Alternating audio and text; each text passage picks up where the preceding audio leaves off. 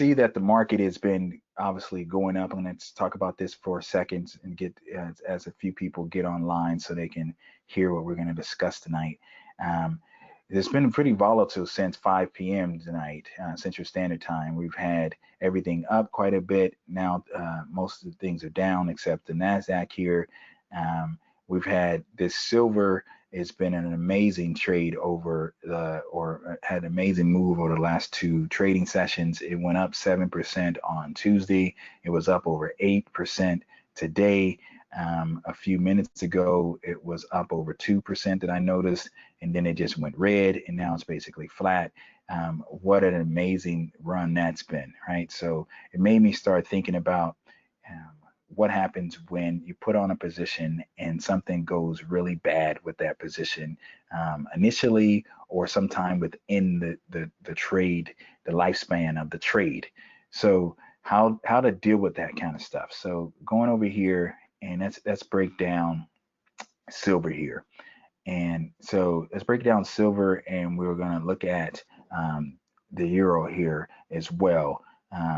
But yesterday we took off silver, and we were long silver and short gold. We took that trade off, that pairs or that synthetic type of iron condor off with a nice win, and then we immediately put it back on, but we reversed the position. We put on the call side on the silver, and then we put on the put side on gold. That gold one to this point has been flat, as you can see. Even though gold has been going up the last 2 days as well, that option is not getting the premium, at least the way it's showing tonight as well. During this, these extended hours, the futures hours. But the very next day, I started this around the 15 delta on the gold and the 15 delta on the silver.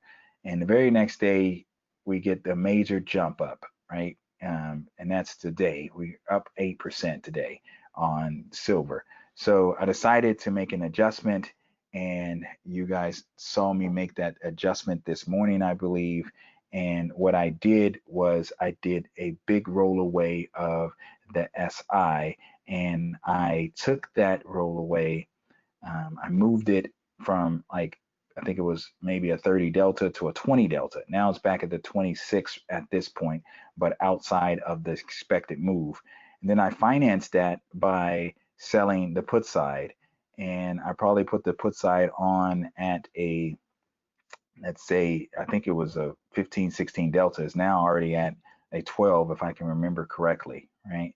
So it's already, that's because when I put this on, I think it was down maybe, or up maybe 3%. It went up, to 8% at one point. So the put side has lost a lot of value already. So what my expectations are now with this position is to get to break even. You have to kind of think about this trade as like a day trade type of thing.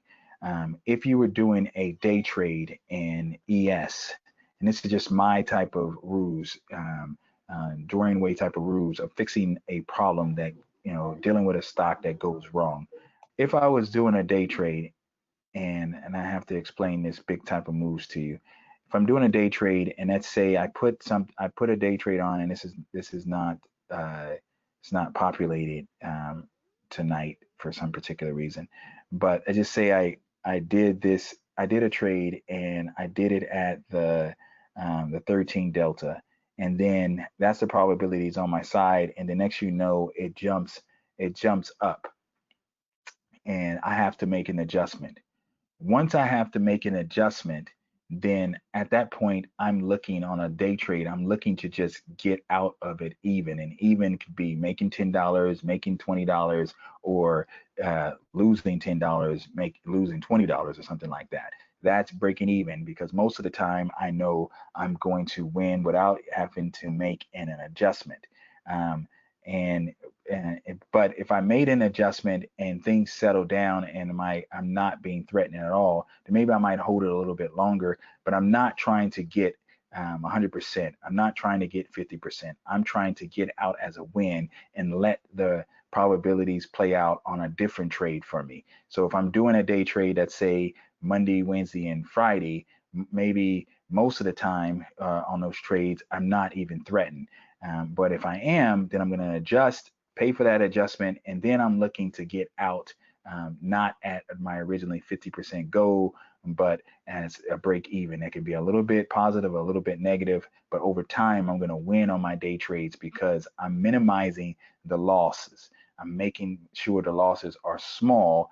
And if the max loss you can have on a day trade is $1,000, but you usually are having losses no more than $200-300, when you lose, then that's easy to come back from if you understand anything about this type of day trading options when we're doing it on the ES or the SPX.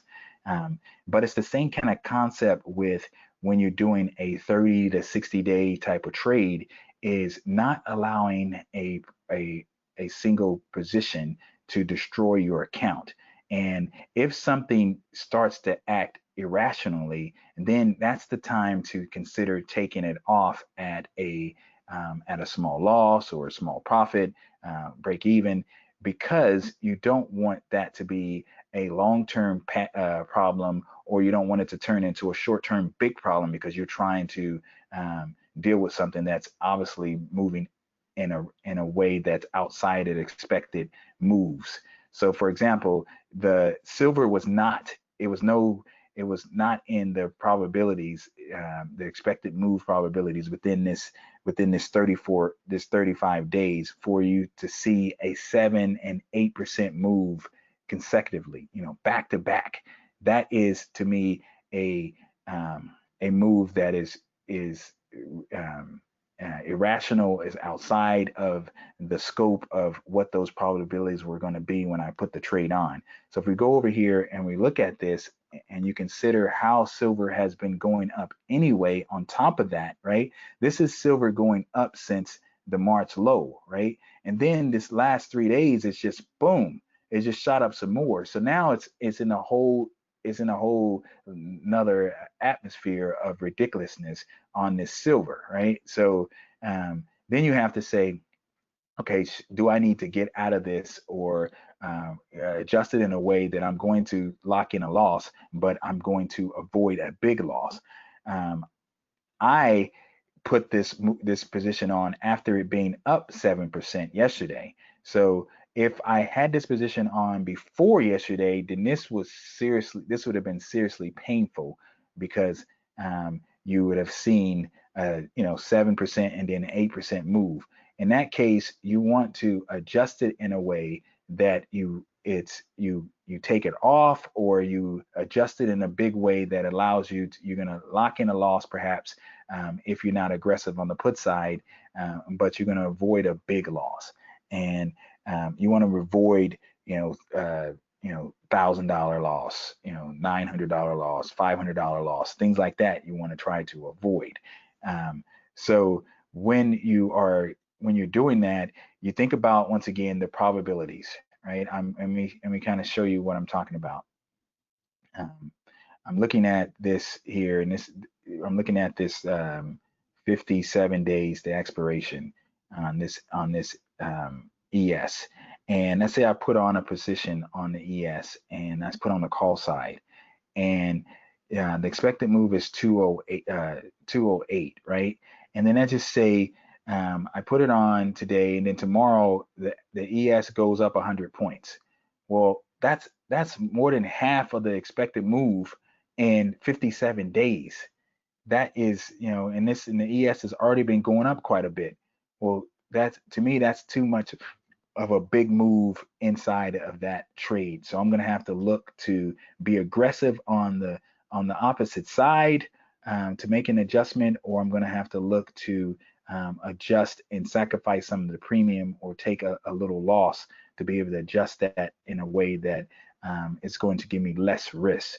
So for example, if I started with, let's just say I started at the 15 delta. Obviously, if you start at the 5 or 7, this is even better. But let's say I started at the 15 delta, and and then next you know it's still early on in the cycle. And I'm not just talking about one day later. You know, early on in the cycle can be you put it on 57 days, and then next you know it's 50 days, and you're already being significantly threatened.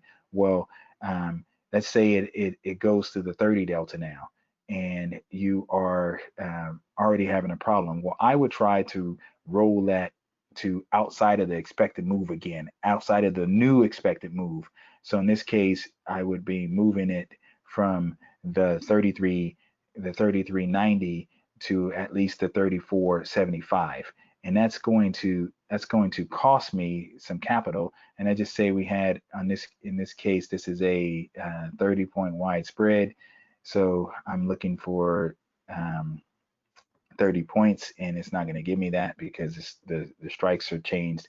But what I would do is just, and let's make that a little differently so you guys can kind of understand what I'm saying here. Let's see, this is 20-point wide. Let's see if we can make that a 20-point wide spread, and we'll go there. All right, so if I did this, if I bought this one back, sold that one, and then sell this one and sell that one. So this is going to cost me before fees and commissions, and you can see what I'm looking at here, right there. It's going to cost me 180 in extrinsic before fees and commissions, so a little bit more than 180. And so I've just moved it. It's cost me 180. If I don't have the put side on, I can get that 180. If I do have the put side on, then I'm going to have to roll up pretty far to be able to get it. But based on that move, I would be okay to go into the 20. I would be even okay going to the 25.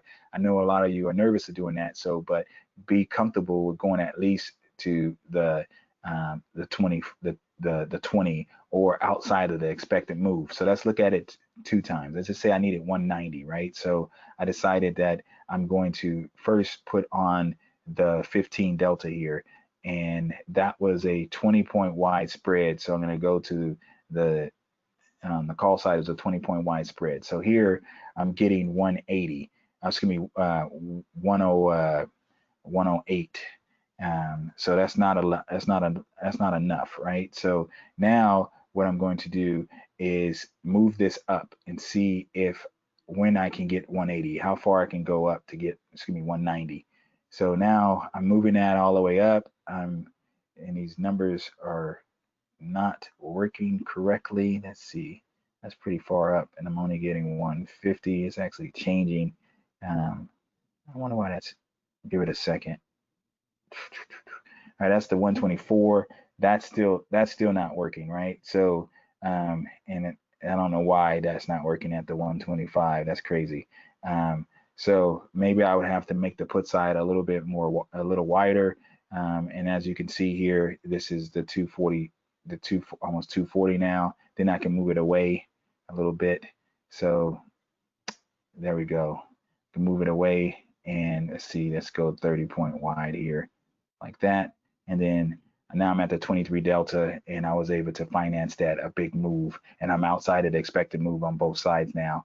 But I'm looking at this, if this was the ES, if this happened, I'm looking at the ES differently now. I'm looking at it as if it's moving in an irrational way, so I'm going to have to get out of it as soon as possible, because it's not moving based on the expected move type of range that I put it on initially.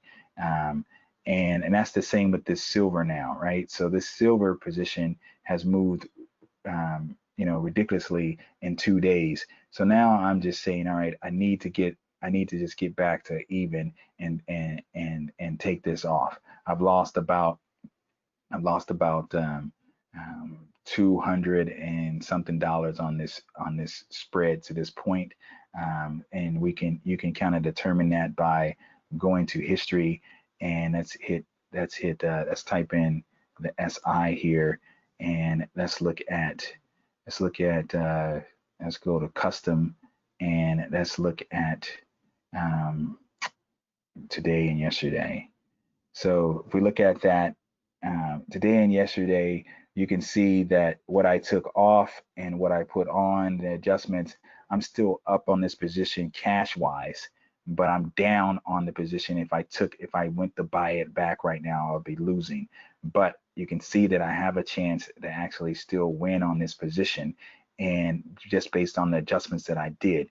So I'm going to look to take this off as soon as possible, because silver has been trading, irrationally. This euro here, this currency, this has also been a problem. I put it on at their big move yesterday, and it's been going up quite a bit, like the stock market as well. As you can see here, it went down when the market went down in March, and then it's been going up quite a bit as well, right? So I put this on yesterday, and I had to adjust this position immediately today as well, because it went up so much.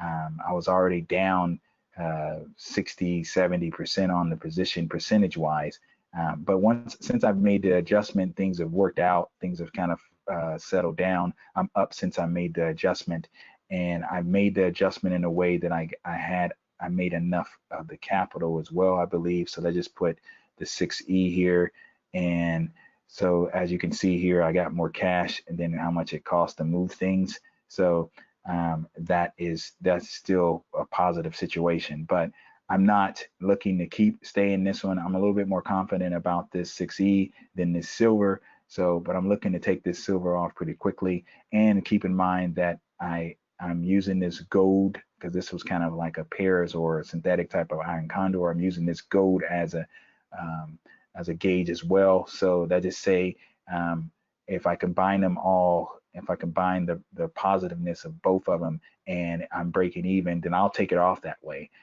because I don't want this silver to damage the account by having having a big loss on this silver.